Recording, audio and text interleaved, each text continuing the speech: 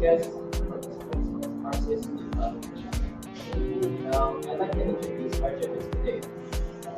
judge is AHMAD ITK BATU Inspired Commentaries to the Academy.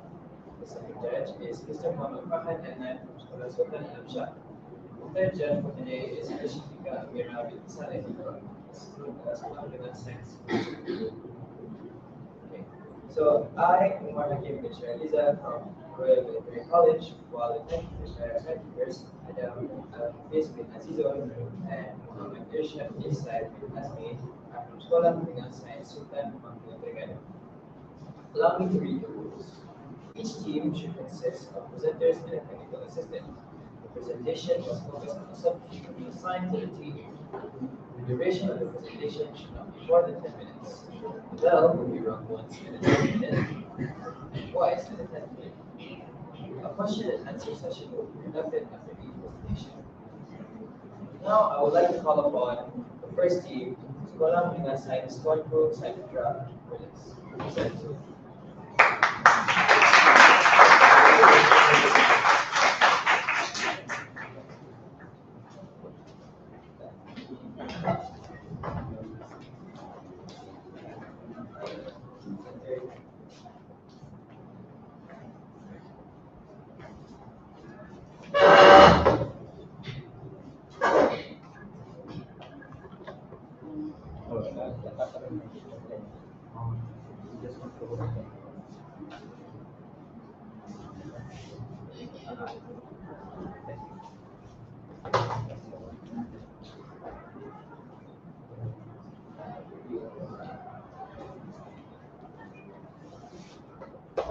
Imagine a world where there is no war. The youth strives to reach the goal of Global tranquility. Our research topic is everlasting peace. The youth efforts for global tranquility with subteam 2, youth empowerment towards peace building, focusing on sustainable development goals for quality education. We are from Sekolah Menengah Sains TUANKU PUTRA. Bismillahirrahmanirrahim. Assalamualaikum warahmatullahi wabarakatuh. And a very good day to the honorable educators, reporters, precise timekeeper, our student moderator, and members of the hall. I am Muhammad Iqbal Zafri bin Suhardi. I am Aisha Maria bin Iman. I am Artemis Regret. And we have Daniel Hisham bin Muhammad Nasruddin and Ms. Kong Wijing as our advisor. Now let's start off with our problem statement, which is the first one. Education plays an important role in the peace of a country. Ladies and gentlemen, imagine without adequate knowledge being given for those who are invaded by wars, how are these people are able to find a solution to engage peace, not just for the country, but even for themselves. And the second one is the quality of education has seen a decrease due to past wars. Without enough educational resources and educational institutions, how are these people, how are teachers and students are able to receive and give education?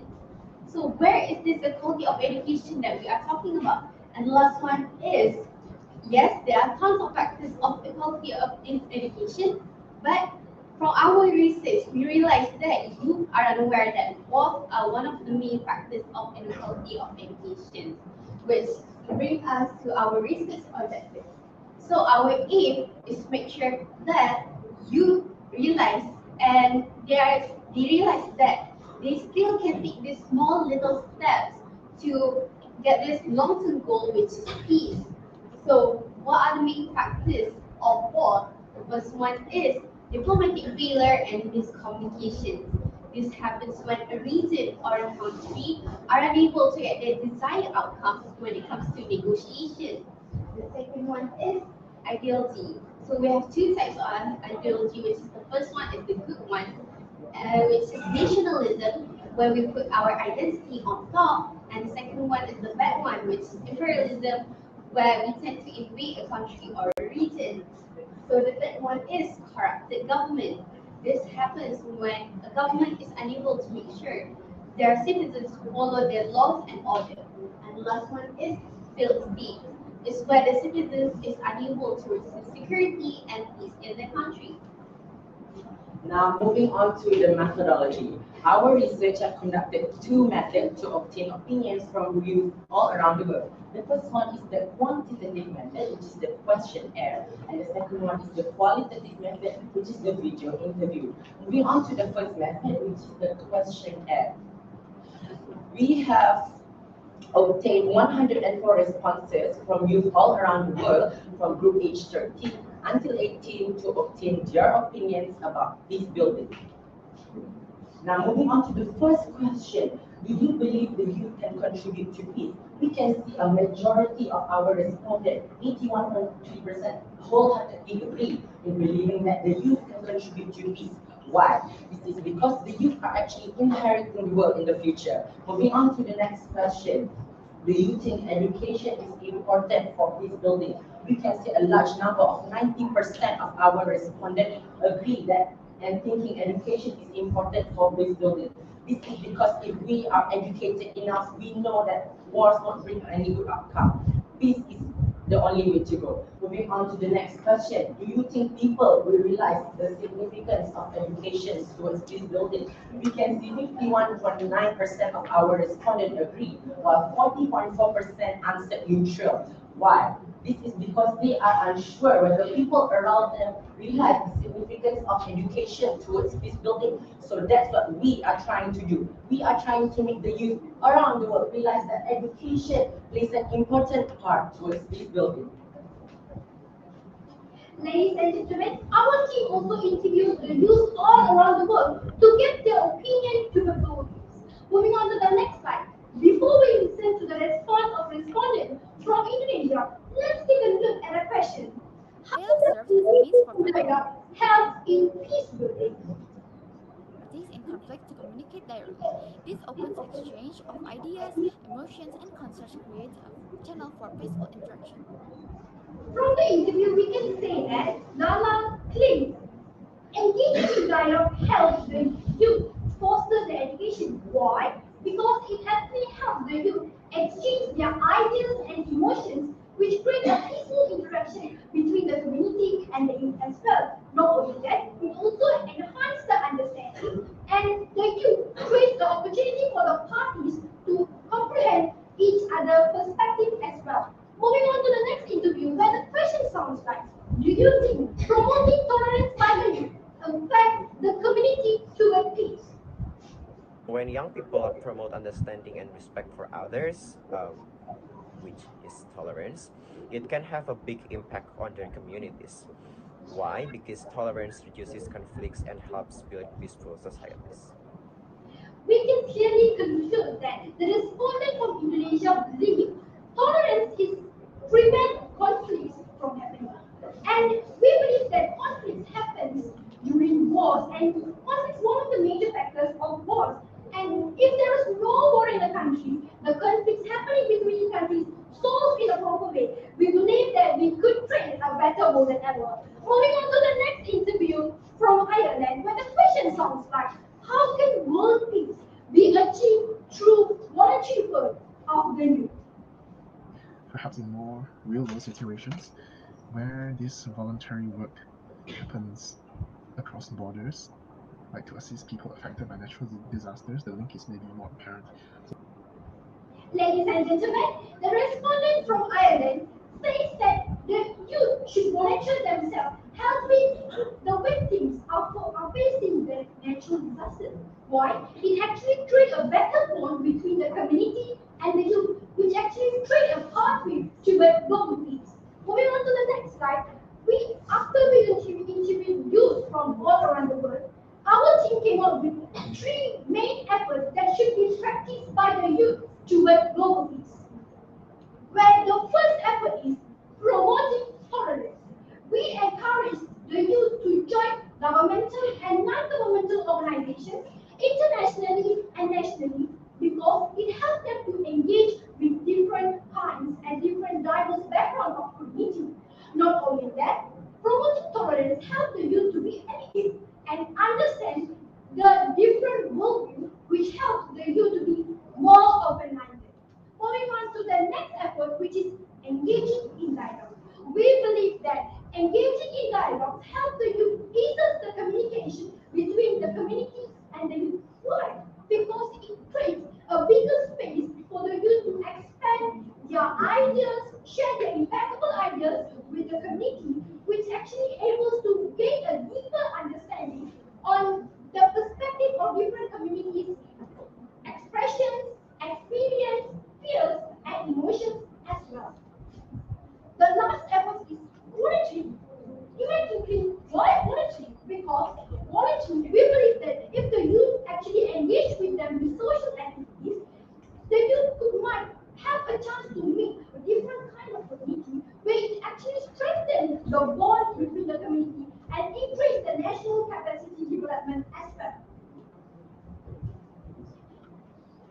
have summarized our research into three main consequences.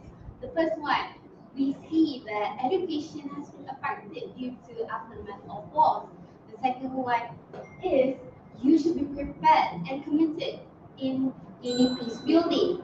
And the last one is global peace enhances a united community and a community that lives without any conflicts.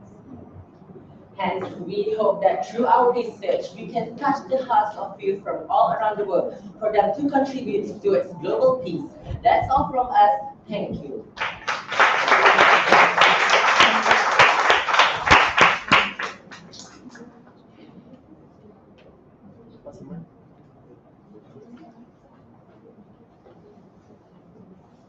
Now, I would like to invite participants to ask questions.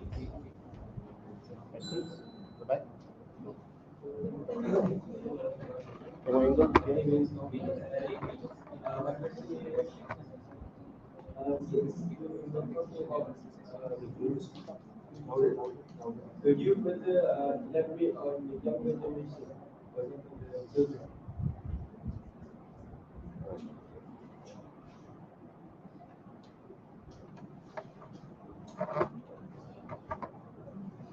Thank you for your question, and it's actually a great question to answer.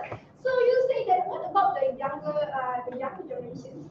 Let me give an analogy. In a family, we have siblings and brothers. So brother is considered as the youth, and the siblings is considered as the younger generation. So the brothers would be the role models for the siblings in order them to actually observe the actions of his brother or his sister himself. So it trains the youth to be disciplined and have the actions, follow the actions of his younger brothers, where they could create a big impact, especially of the youth, but because we as an individual, we actually tend to follow what our brothers and sisters are doing. So if the brothers and sisters actually have a good impression, good actions towards the global peace, and we assure that the siblings and the siblings would also follow their actions as well. So that's my answer to my question. Thank you.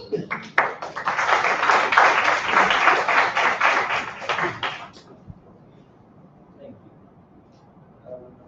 Are there any more questions from the judges? No. Okay. Thank you for your presentation. Now calling upon the next four. Thank you.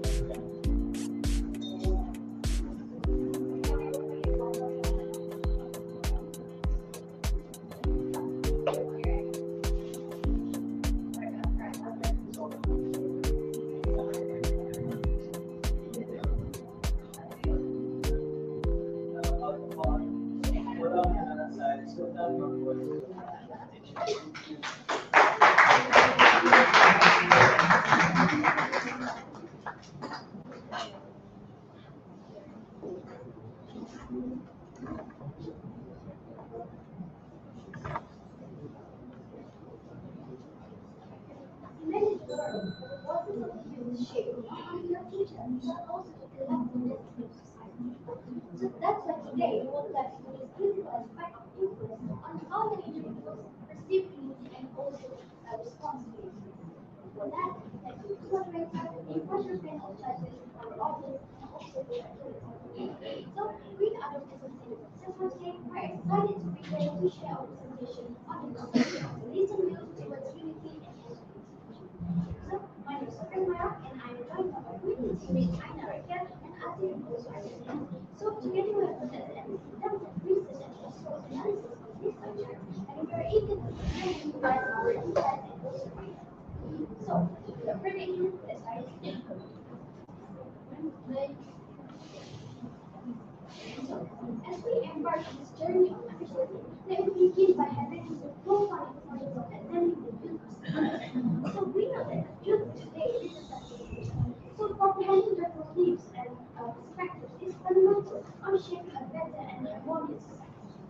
So, in ever-changing terrain global civilization of this world, the perspective of the youth are also of primary importance.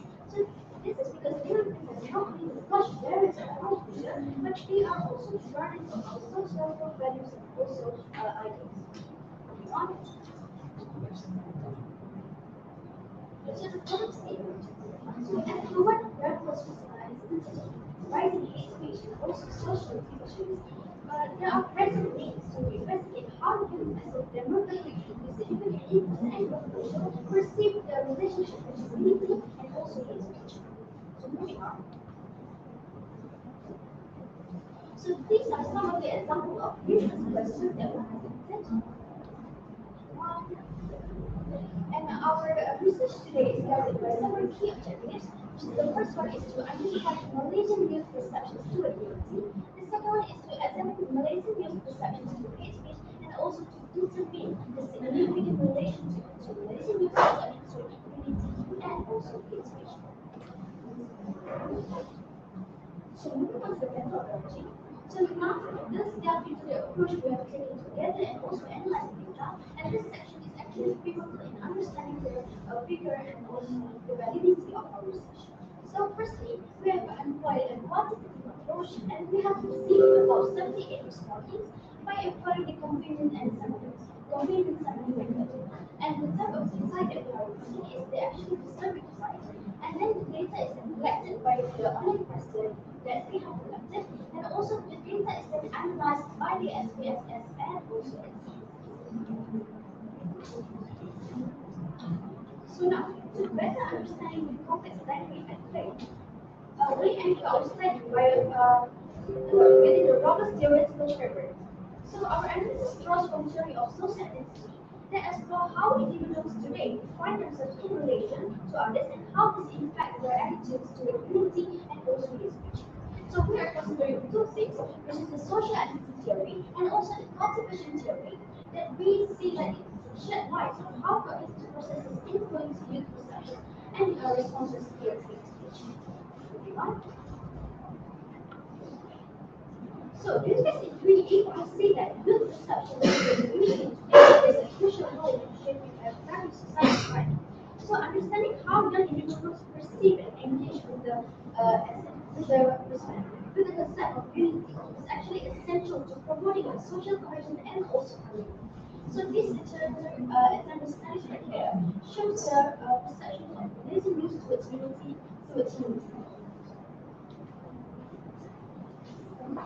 So moving on to the unity definition. So we can define unity as a state or quality of being united, combined or working together towards a common goal or purpose. So this also encompasses the harmonious collaboration of individuals, groups, nations, and this will also enable the achievement of common objectives. So this also emphasizes the importance of solidarity, cooperation, and mutual understanding, as well as the recognition and celebration of diversity that leads to strengthening the unity. So these are some of the examples of why unity in Malaysia is important. And leaders know that actually youth in Malaysia have actively been involved in various initiatives to promote unity within our country. Which is the first one, we have the cultural exchange programs. So this kind of programs will, the purpose of this program is supposed to understand and appreciation to different ethnicity and also traditions in Indonesia. For example, the Sarawak International Youth Exchange Program that brings together many people to Sarawak, stimulate and encourage its diverse culture. So the second one we have the education initiative, and the third one is youth leadership and development program. So this kind of program focuses on diversity, inclusion, and multiculturalism, and also provides a platform for the youth to have a discussion. So this will not just expose the importance of having the leadership ability, but will also improve the skills that is essential for them to grow. So now I will give it to you. Thank you very much, Sultan. So we move on to common ways in which youth might find discrimination. First of all, we talk about explicit and harmful language. Second of all, is discrimination and prejudice, often targeted towards the person whose opinion is widely disagreed. And finally, we move on to online harassment. Online harassment is similar to cyberbullying, often targeted towards celebrities, often driven by jealousy. One. Now we talk about the impacts of hate speech towards religion and polarization. An example of polarization is where the rich and the poor do not go along with each other due to their wage gap. And second of all, is psychological and emotional harm. Of course, hate speech targeted towards a person can cause the victim to go into depression due to their emotions being hurt. And last but not least, is undermining social cohesion. We come on to the next slide. Let's talk about the results. First of all, this slide answers our first research objective. The Malaysian youth are aware about hate speech and unity within the country. And they also took actions on certain situations related to hate speech and unity within the country. And hate speech is a threat towards religion and race, and speaking religion and race. It is also agreed by the Malaysian youth that it is the reason why unity in the country is driven apart. So we talk about analysis, the perception of about. According to this graph here, the Malaysian youth agree that the people in the country are united when it comes to hate speech. The Malaysian youth also agree that racial unity and religious unity is also under threat. The major cause of hate speech. When we look at this graph, we realize that youth are often exposed to hate speech on social media. Because of course, youth today are exposed to technology and social media, and they do not longer read books or magazines like older people.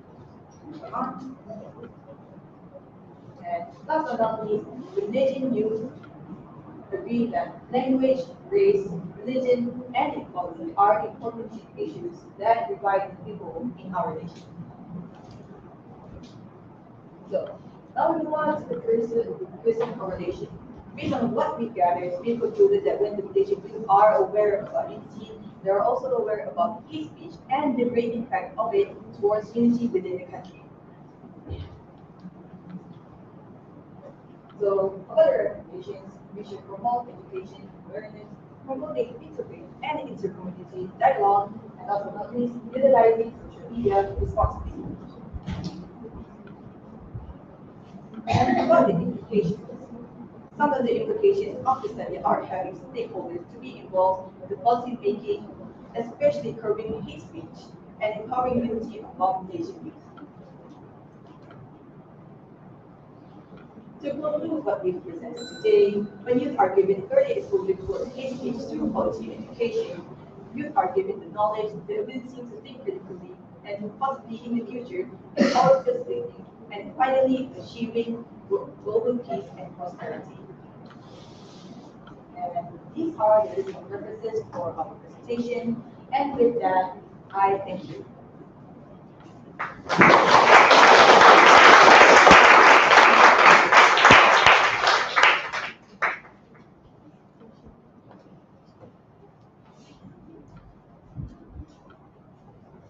Thank you for the wonderful speech led by Sosma.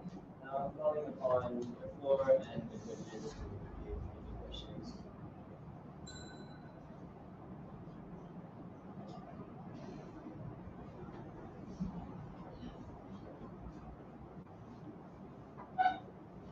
Are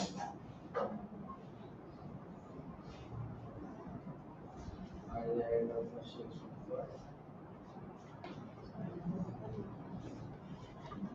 Okay, then I'm going to invite the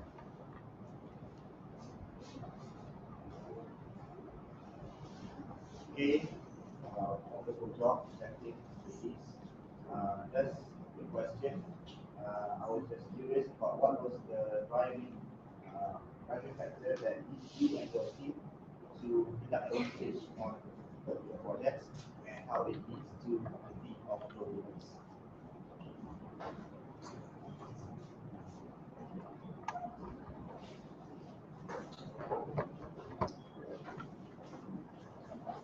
So your question was what has driven us to research about our topic that contributes to global peace. So we are talking about hate speech and unity. Nowadays, hate speech is quite very common because it's often targeted towards celebrities, famous figures, politicians, due to maybe the citizens not having some sort of satisfaction towards the people that I mentioned. This is often common because nowadays youth are exposed to social media, and social media is like the most biggest influence on youth.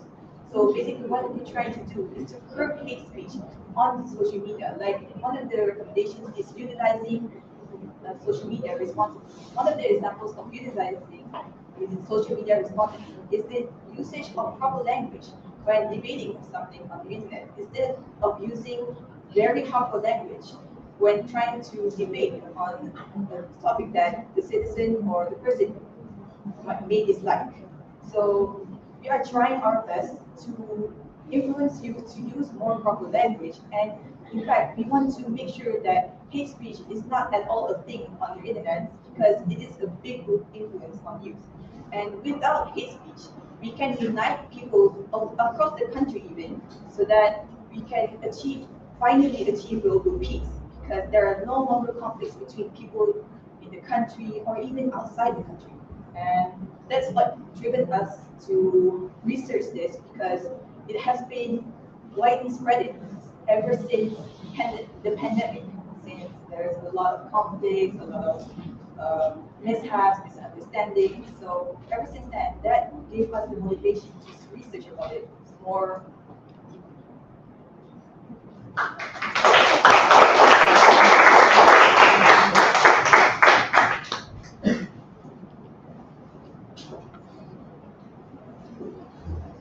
Thank you for the Q&A session.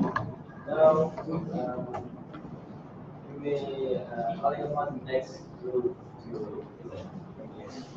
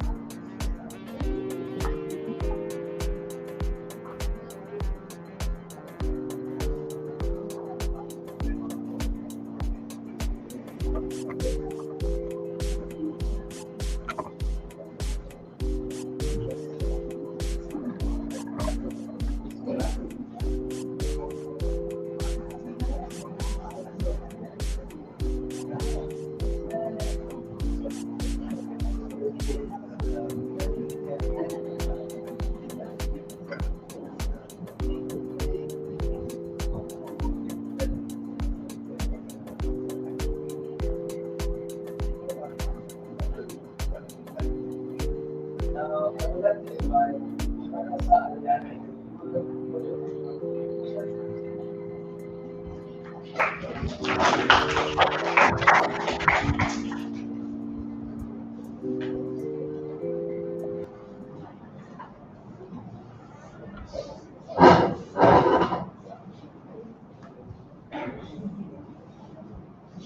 Assalamualaikum warahmatullahi wabarakatuh. Good afternoon, the honorable judges of FRSIS 11, 20, and 23. So before we go to our presentation, let me introduce our excellency as the chief of for education with the topic build empowerment, the word peace building.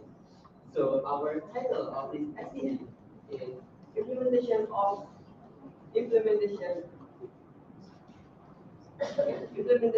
PIPI in forming character of gotong royong in Mantu Mojokerto. And let me introduce our member group. My name is AHMAD. My name is AHMAD PUTRA. My name is Mihaila. And my name is Zakia Badiratul Minna. And for our name team is orchestrative, the abbreviating from for education make the power of the character. And the honorable of my supervising teacher, Mr. Muhammad. To beginning our presentation, let me show you a video.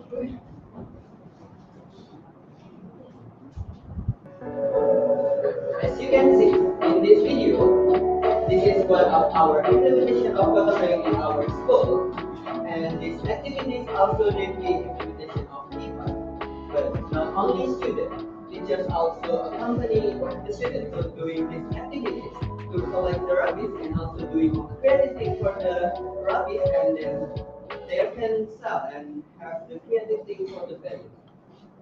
And for the question of our reason is, have you ever imagined if we doing these activities in ourselves alone?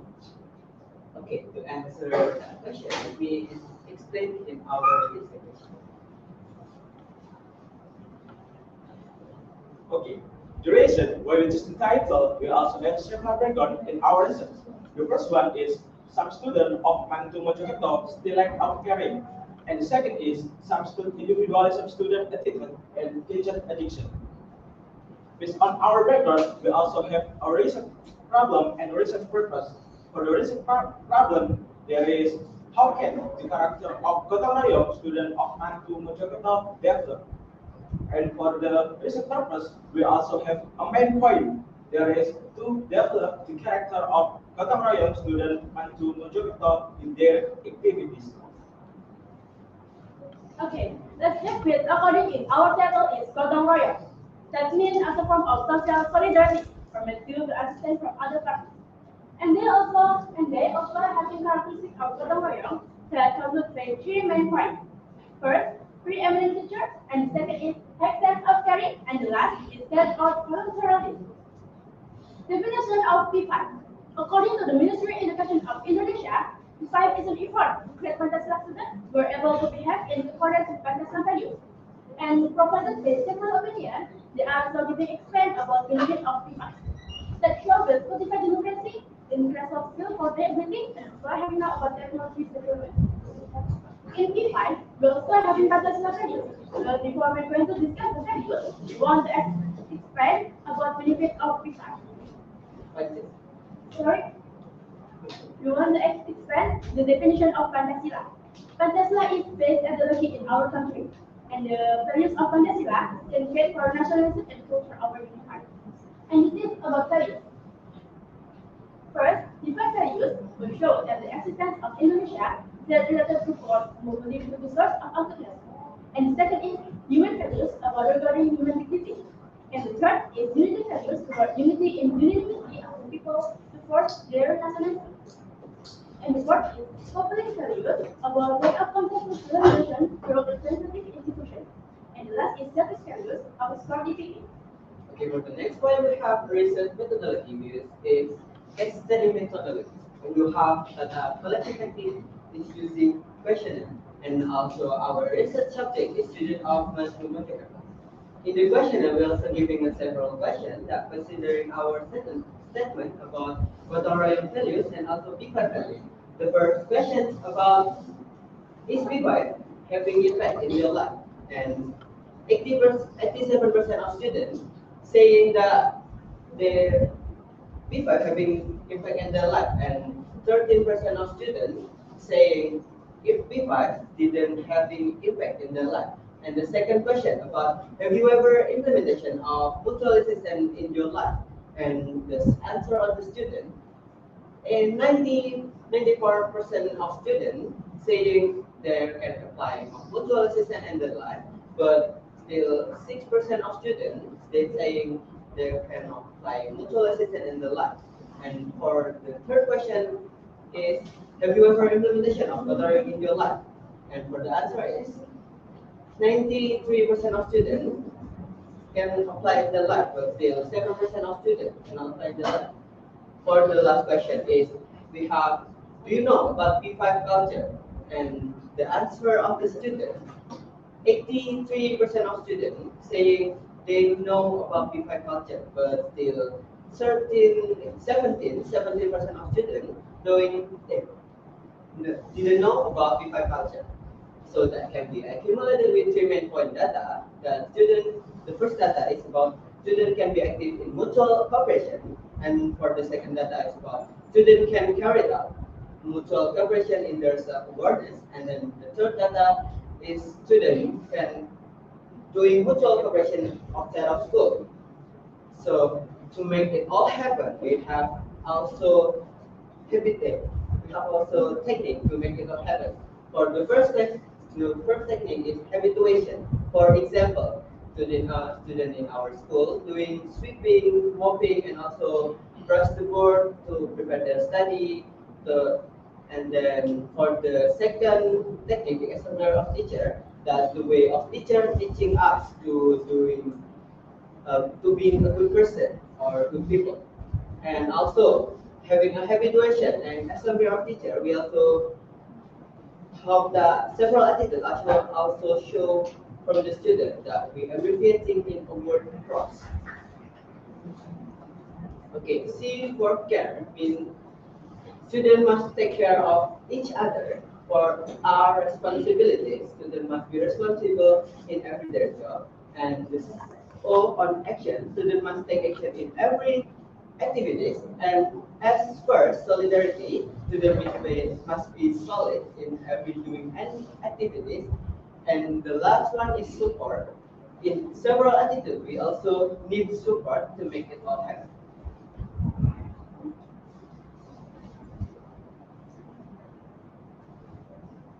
Okay, this is our little documentation kit with the student doing some practice in implementation of tutorial. Against this, there are mutual cooperation for discussion, collect scheduled therapies, donate to good bridge, and others. So we have a conclude in our conclusion. The students have a high commitment to helping others people, are able to get scattered, stricken by the system, and are able to collaborate with regardless of ethnic, cultural, and religious difference, and they can increase the ability of soft skills and art skills. Okay. Okay, for our explanation, for the power of future, Make education with excellence. That's all from our team. Wassalamualaikum warahmatullahi wabarakatuh.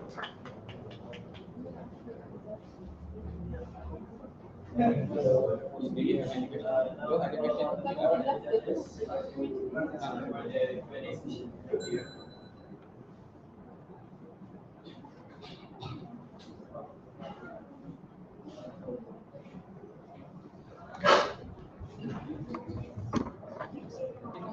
chance to ask the question. And first of all, that's a quite very interesting presentation. So my question to you guys is, since we have a lot of social activities, other social activities that also connected with your technique, you say like cross, care, responsibility. And why did you guys really focus on gotong royong rather than the other activities which actually really contribute to the global peace and prosperity? Thank you.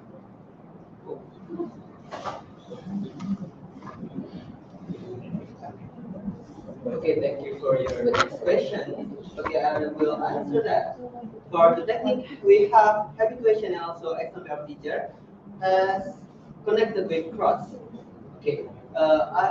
Actually, the habituation and the example of teacher is our technique to make the cross improve in student behavior.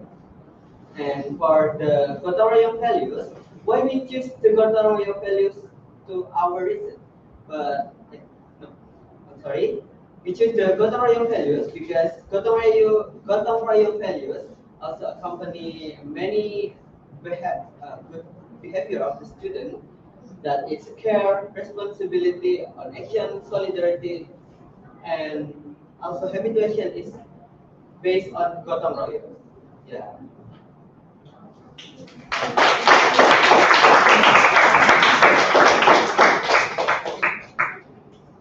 Thank you to the presenters.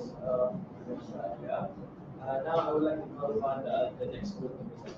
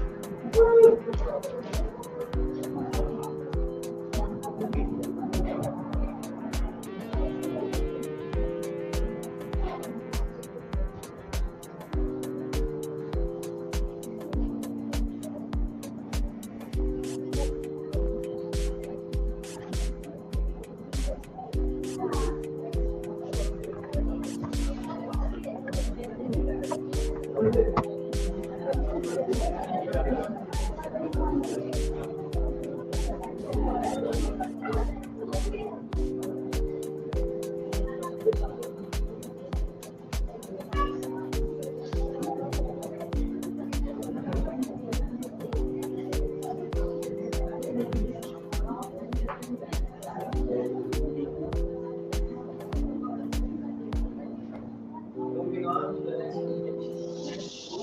I would like to call upon Samsas.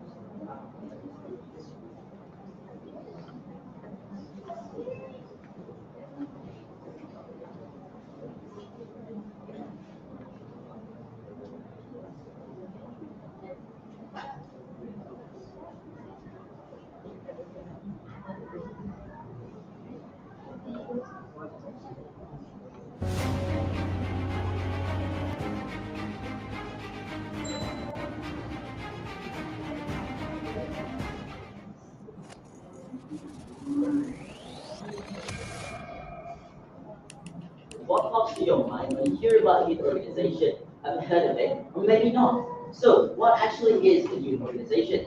For that, Assalamualaikum warahmatullahi wabarakatuh to honorable judges, teachers, participants of Frsis 2023. I am Umar. And I'm Samira. Today, we will enlighten you on the roles of youth organizations in empowering youth towards peace building. Speaking of which, we, the youth, cover a total percentage of 60% of the world's population and who possesses the wealth of skills and potential. We are gathered here today to discuss on the importance of nurturing and the development of young people. The United Nations has many times stated in their peace building articles that we, the youth, are the key to peace building. This is because we have the ability to become the agent of positive social change. Currently, organizations are pulling forward the youth as agents of positive social change through educating the youth on the reconciliation processes, which helps to empower youth towards peace building. In Malaysia, youth organizations have been providing the youth with a lot of youth development programs, such as the Youth of Strength and Happiness, also known as YOSH, has gathered a great number of youth volunteers to work along with school students as well as university students in order to help people in conflict countries. From our research, we were able to gain information about youth organizations actively working on empowering youth towards peace building along with their roles. Now this brings us to the problem statement of our study, which is youth organizations offer a lot of programs to empower youth, but their roles are often neglected. Moving on to the research gap, like-minded researchers have realized that youth can be empowered by involving themselves in youth development programs. Therefore, the government has taken a step to better empower the youth through the establishment of IRS. IRS acts as a national youth development research center by conducting research on youth development, analyzing issues related to youth, evaluating and providing input reference to youth development programs.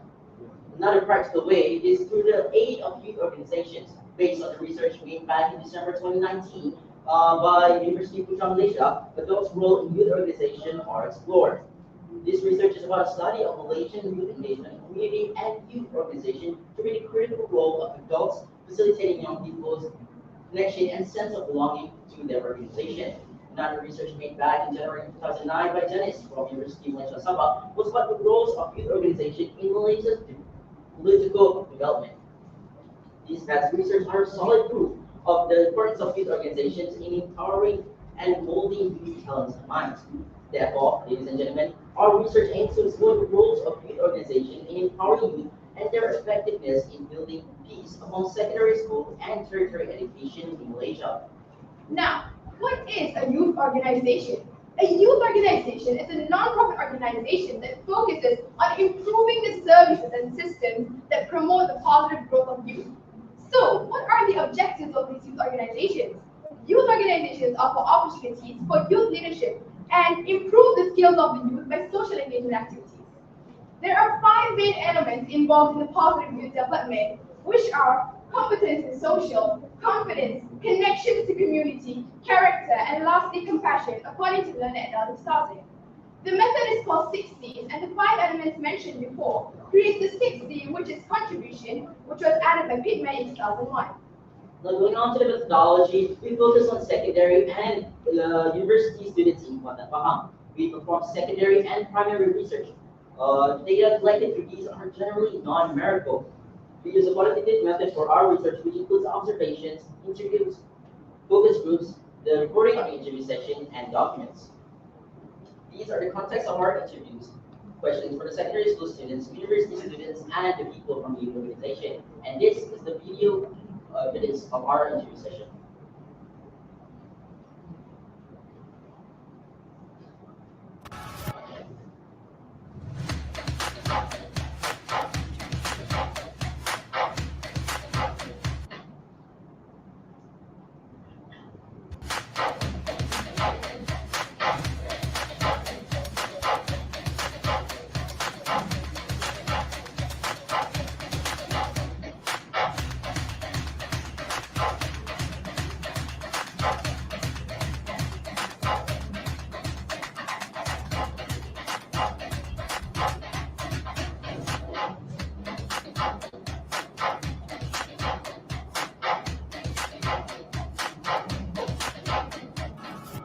Moving on, our findings are separated into 2 parts, which are the roles and effectiveness of youth organizations.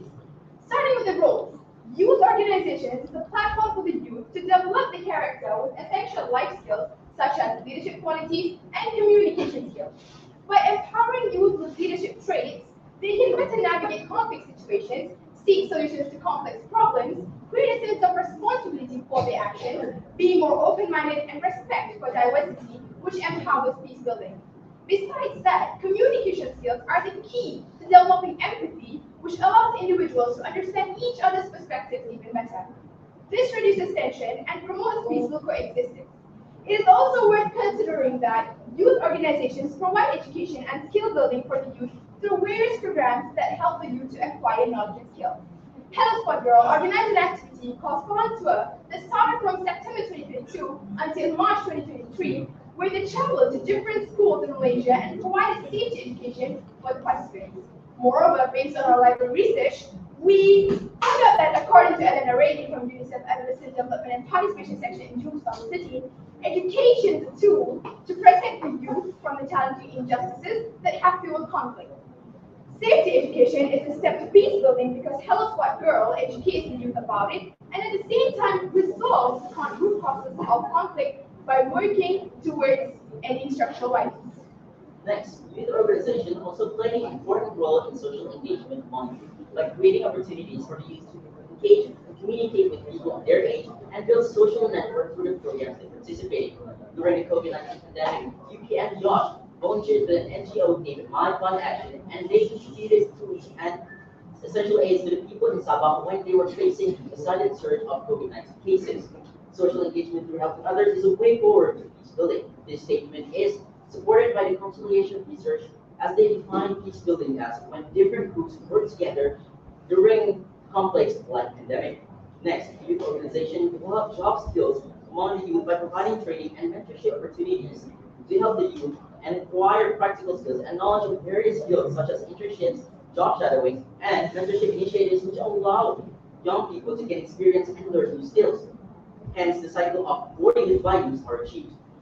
Based on an article by International Association for Humanitarian Policy and Conflict Research in 2007, employment can empower people, especially youth.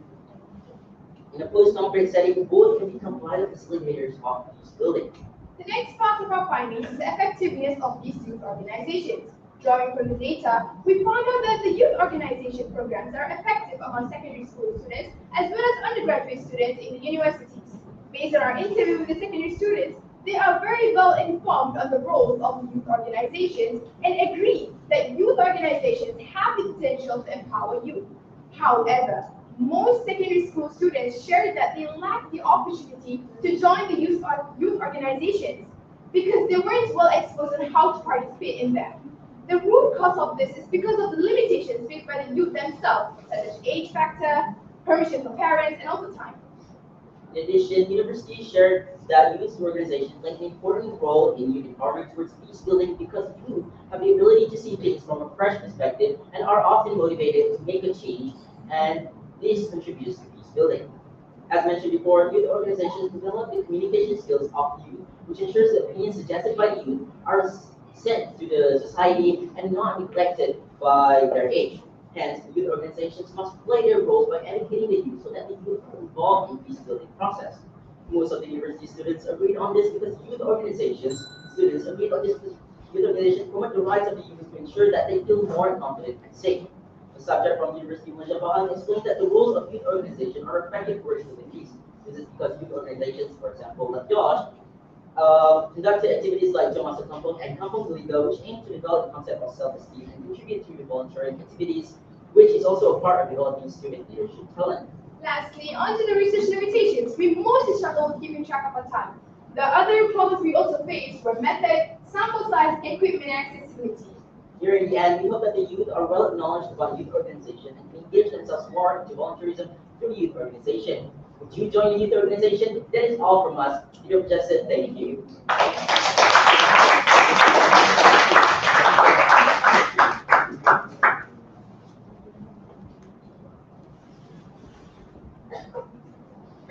Thank you for the amazing presentation. Now, I would like to call upon Laura and the judges to have the Q&A session. Thank you.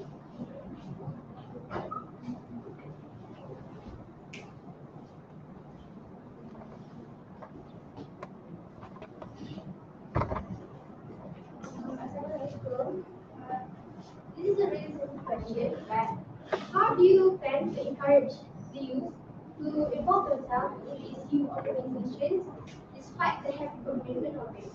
Like, surely as a youth, there must be a lot of commitments aside from joining or involving yourself in these youth programs like studying, especially with SBPI and coming out school. What are your thoughts on that?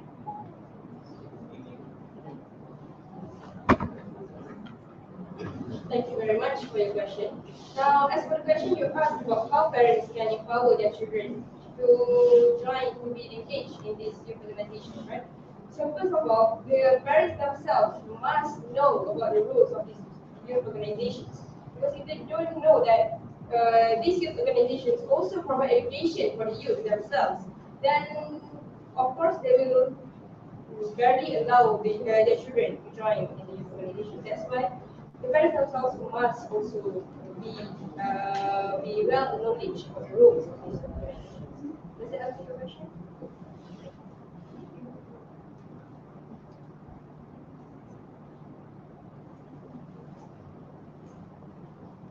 Are there any more questions from the floor?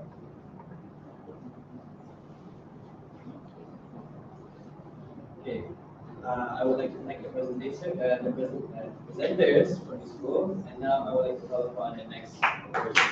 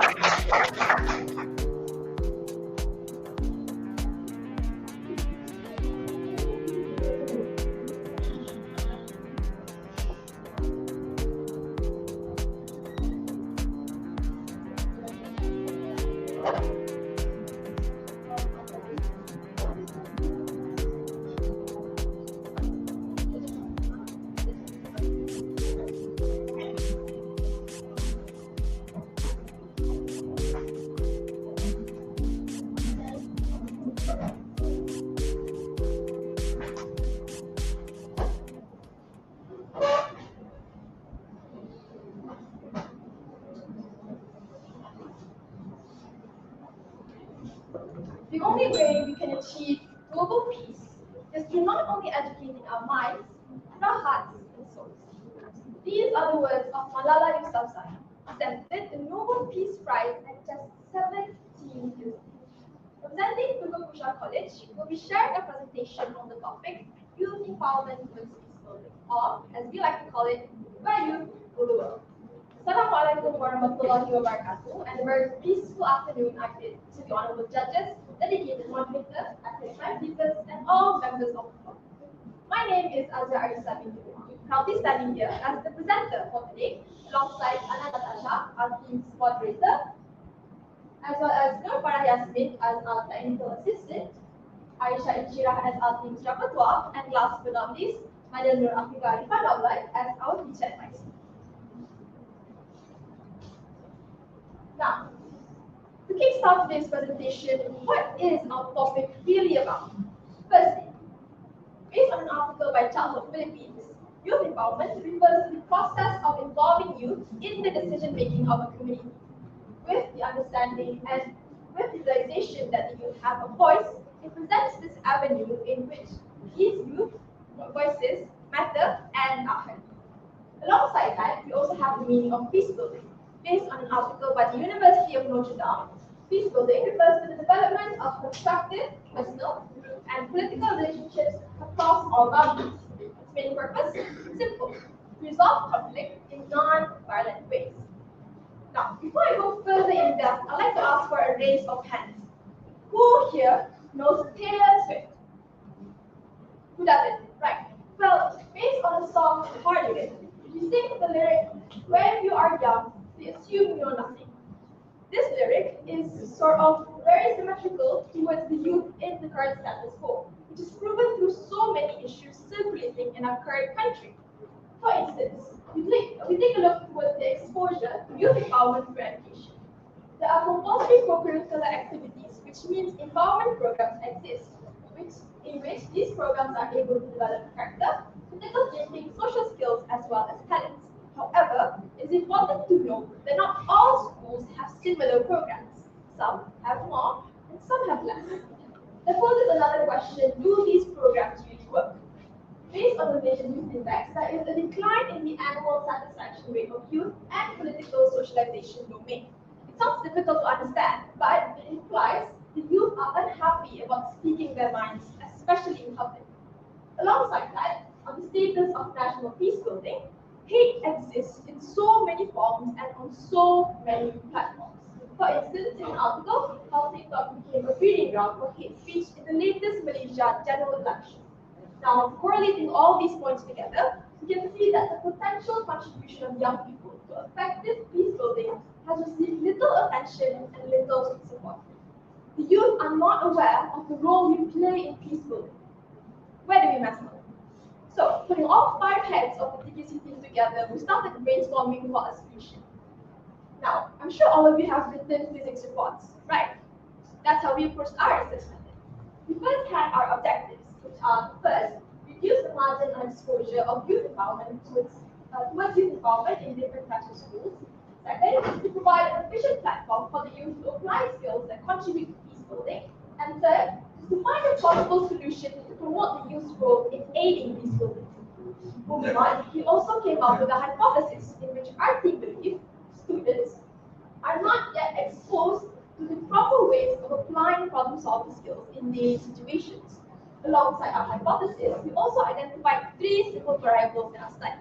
First, being the implemented variables, efforts to ensure students utilize empowerment. Second, the constant, being the education level of the students.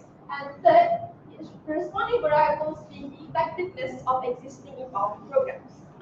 Now, finally, to test our hypothesis, we came up with a Google form questionnaire, which included 3 main aspects we wanted to question.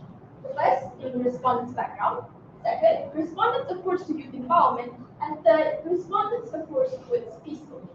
Now, after a long week of sending out these forms to almost everyone we knew, we were finally able to analyze the data using a simple method called a cross-sectional analysis. What is it?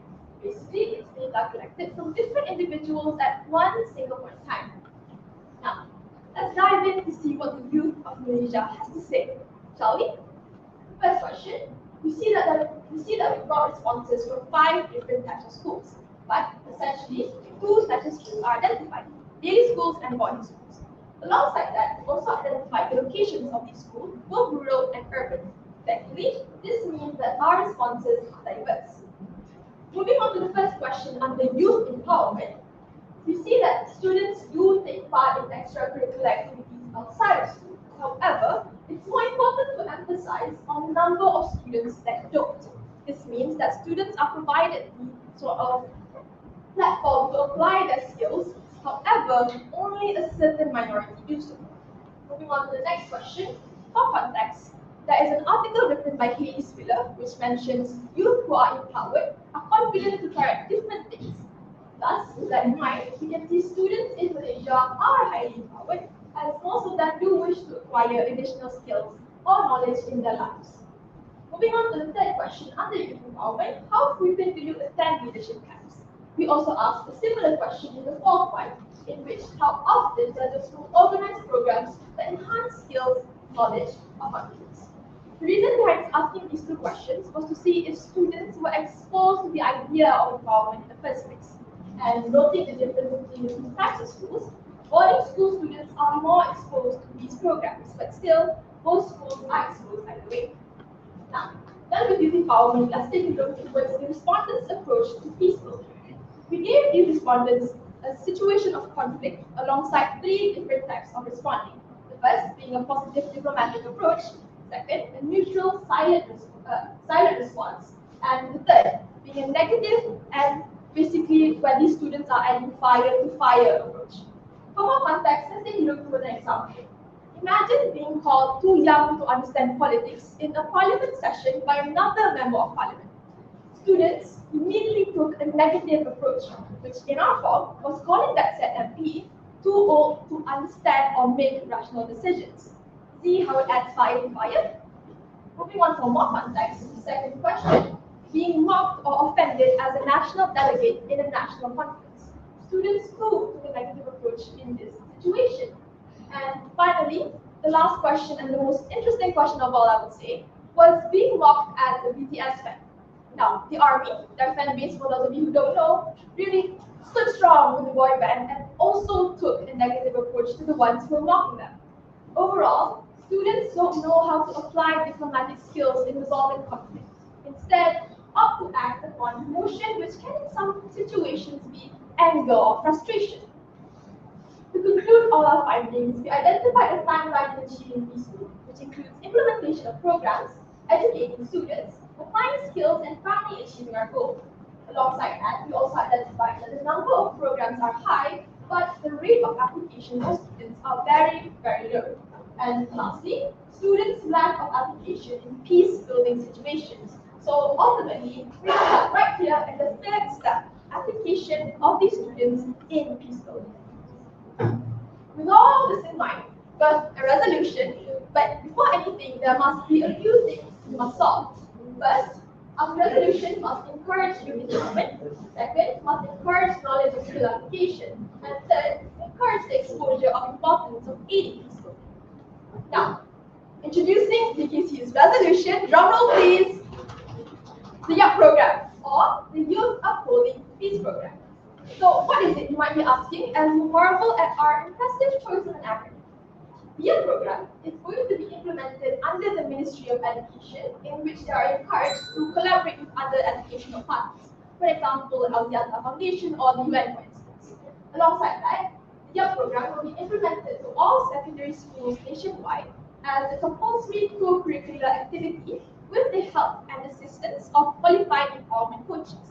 To be more in detail, the YUP program will include 4 main activities: knowledge development, mentoring, socio-civic involvement, and finally, role-play, which is basically providing these students with a situation of conflict to see how they respond to those certain situations. Basically, overall, our YUP program is going to be aligning with the Standard Quality Pembelajaran Malaysia Gelombang 2, SKP MG2, standard set by the MOE to increase the effectiveness of local education. Our resolution hopes to achieve revitalizing outcomes. First, in terms of students, to be constantly aware of social issues or conflict. Second, is to encourage the involvement of students in building better community or society. And finally, enhance problem-solving skills at the end of the day. Alongside that, we also take a look towards the effects towards the community, in which we're able to nurture inclusivity. Second, also provide freedom of expression regarding local issues. And third, to promote respect in a multiracial and multicultural environment. Finally, looking at the bigger scope of all our country, we hope that Malaysia will first be able to preserve diplomatic relations. Second, increase literacy rate amongst youth. Third, create a better progress in both human and economic development. And fourth, ensure our future leaders make rational, large-scale decisions. Ladies and gentlemen, boys and girls, with this I come to the end of our slide. But before I conclude, I would like to remind that buried deep in each and everyone's hearts should always be a desire to make the world a better place. Not just for the future generation, but for the current world. A world in which our siblings live in, our friends live in, and most of all, our fathers and mothers. A journey of 1,000 miles begins with one single step. And that single step is what everyone in this room should be willing to take. My name is Azra Arisa. I hope our presentation leaves you feeling like this little emoticon right here, spinning with hope, courage, and a wide smile on its face. Thank you.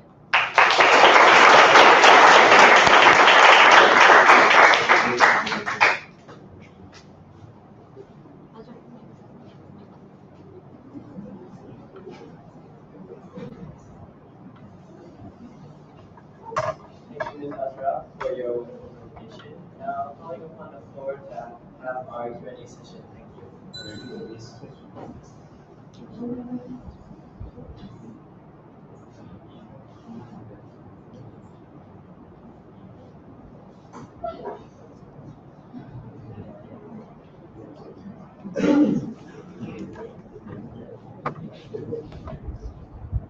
Yeah, thank you for your presentation.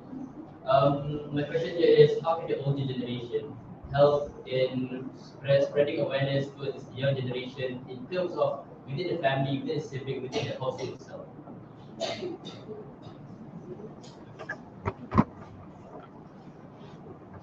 Alright, regarding the question on the role of the older generation, it's simple for us to see that in status quo, they can play roles such as, let's take a look towards parents. First, in terms of nurturing youth involvement in the family, second, for teachers, they can always encourage students to, let's say, join programs or, speak up about certain issues that will, at the end of the day, always increase youth involvement no matter what. So that's the role of the older generation. But to be more in general, the older generation can always help with first, ensuring that students join the program and so on and so forth. So basically, to answer your question, there are so many things that the older generation can do, and it's not necessarily only put on the responsibility of us, the young people. Thank you very much.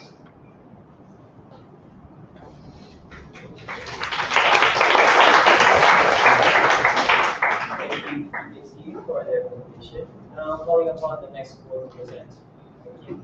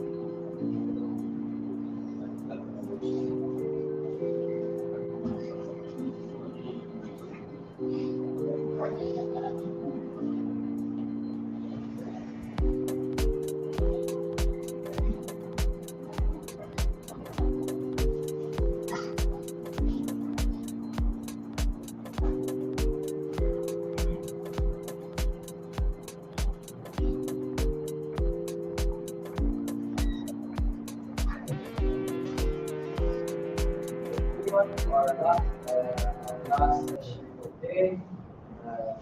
I would like to call upon SBPI and RAKIT for their presentation. Thank you.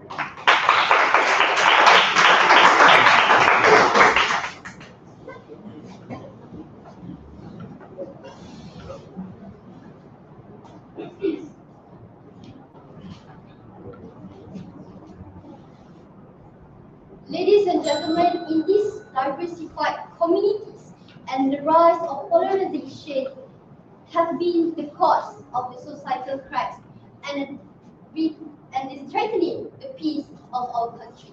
So what I'm trying to bring on the table today is bridging for peace what the youth could offer by Sekolah Basrama Penuh Integrasi BATU. But first, let me introduce you to my team. Our teacher advisor, MADRASAH and Madai, your presenter for today, Wada Awatin Hisham. And next, our beautiful friend, my beautiful friend, as rapporteur, our Muhammad Fazil, technical assistant, Syed Talmuddin Wafiq bin Syed Shahabuddin, and lastly, our moderator, Muhammad Shari bin Abdul Salim. But first, let me introduce you to what I'm going to do in our research case. So what is the meaning of the youth empowerment? Youth empowerment is the process of involving the youth and the young population in the decision making of the community and giving them opportunities to gain knowledge, skills to overcome challenges, achieve their goals, and contribute to social, economic, and political development. And in simple words, youth empowerment means just empowering and giving them opportunities to speak and to get their voices being heard. And next, what is the meaning of the peacebuilding? Peacebuilding is the development of constructive, personal, group, and political relationships across ethnic, religious, class, national, and racial boundaries. It aims to prevent and reduce the risk of violent conflict. I hope that clear. So what is our main objective of our research? Our main objective is to discover how empowering youth and giving youth media to channel their potential contribution towards peacebuilding efforts can promote reconciliation and understanding among communities in conflict to create a more peaceful coexistence in our varied society. Because globally, youth make up almost 1.2 billion of the world's population. But at least 1 in 4 youth aged 15 to 29 is affected by violence. by violence. This is a huge number, ladies and gentlemen. If we look at the significance number of it, it is 300 million youth that is affected by violence.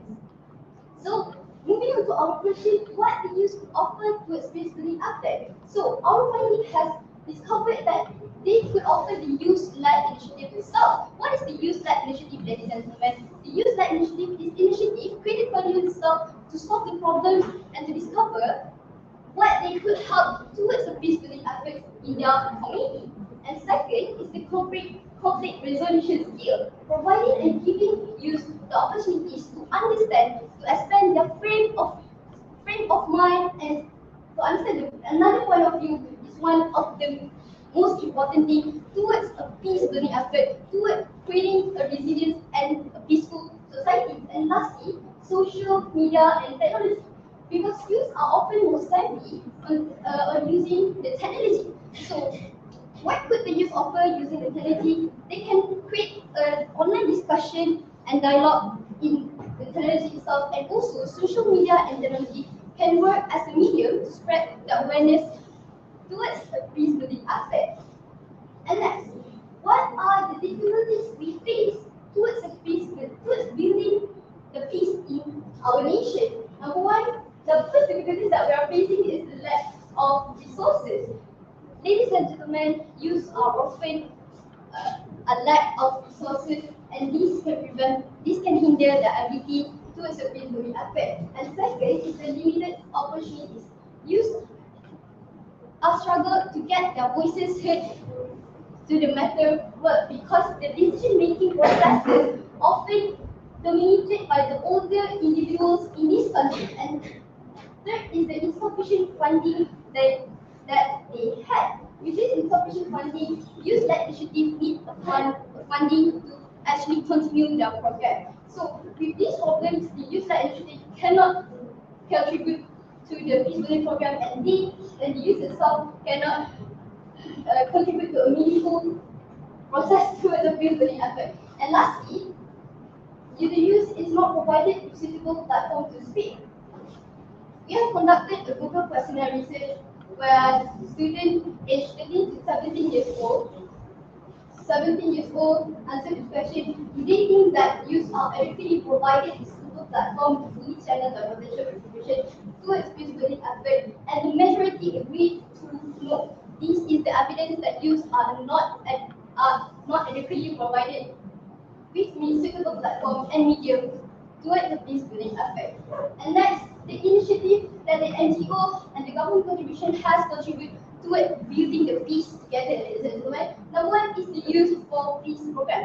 What is the Youth for Peace program? The Youth for Peace the Youth for Peace program is the peace-building education where they organize programs and training sessions to educate future peace builders. They also encourage respectful, open dialogue such as interfaith and intercultural dialogue among this diverse community. And next is Global Youth Peace Ambassador program. The Global Youth Peace Ambassador program has 2,000 active young members on this medium, because they are focusing on empowering young people to address the education crisis in the global.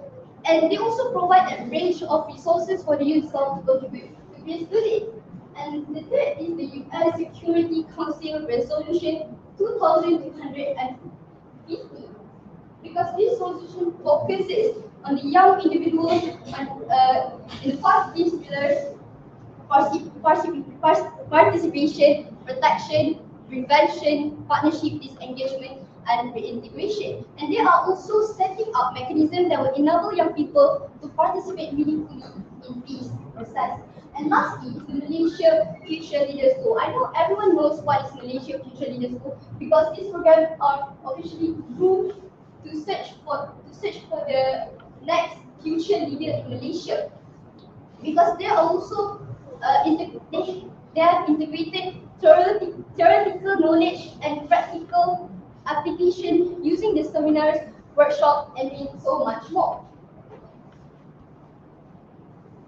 And next, what are the impacts of the youth involvement in peace building? Number one is the long-term peace stability.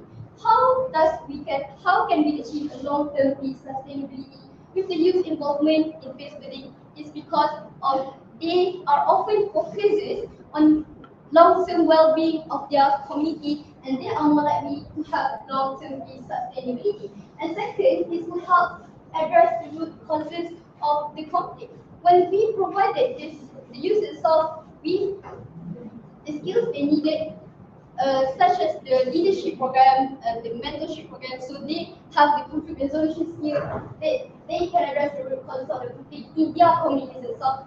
So that can help improve, that can help with the youth contribution, with the peace building contribution. And lastly, is the multiplier effect. When the youth itself as being the agent of peace, contributing to the peace building, so they can actually influence their families and also their communities to involve in the peace building effort, because they are more likely, because youth can work as the big influence in their communities. So in conclusion, why it is essential to recognize the crucial role of the youth itself in involvement of the peace building, because they can offer so much more to the country and also to the global. We want to focus on the peace in not only in our country but in the global and also to the future and next generation. Thank you.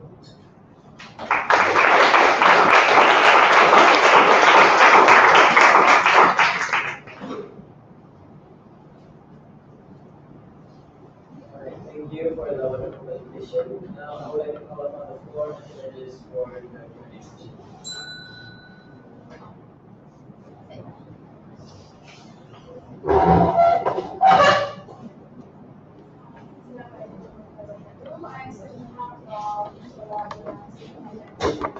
Success. So it was a wonderful presentation, by the way. And my question is, you said that youth does not have a platform to speak their opinions. So what do you suggest for them to speak out their opinions? So what was suggested? Yes.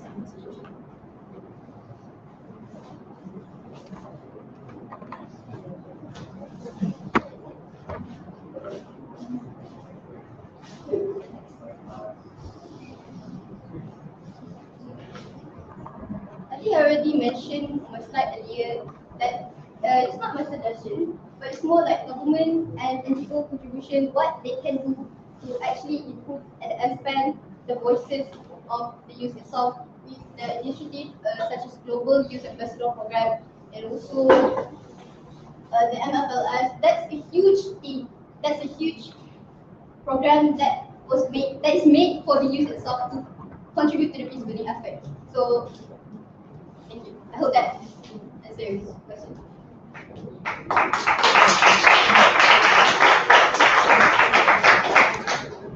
Okay, thank you everyone for the interesting and fascinating presentations. And also thank you to the judges for your time. With that, we end our session for today.